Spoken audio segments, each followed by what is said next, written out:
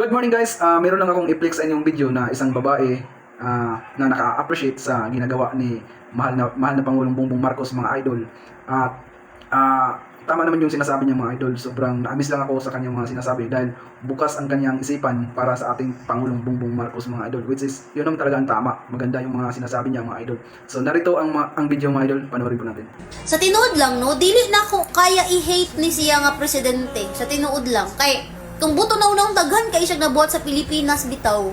Kaso lang sarado ang isipan sa uban, no.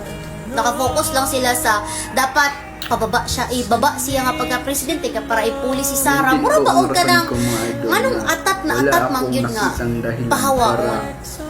Diba nga gatrabaho man ang tao.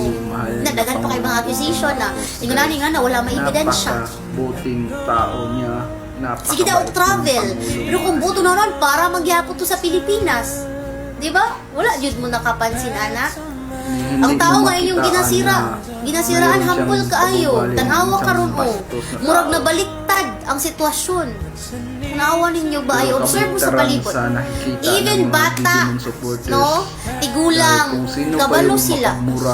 Kabalo sila kung unsay nahitabo sa palibot.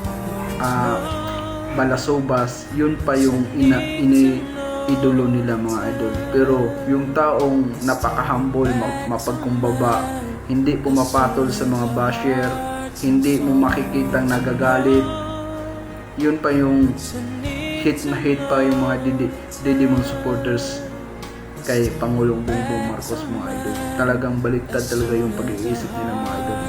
Dahil lamang sa pagiging Didimon supporters, tila ba, mga idol, hindi na sila nakalimutan na nila yung ugaling maka-Pilipino, mga idol.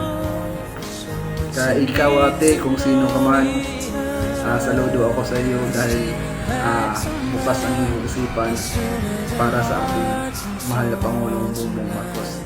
So maraming salamat sa iyo, idol.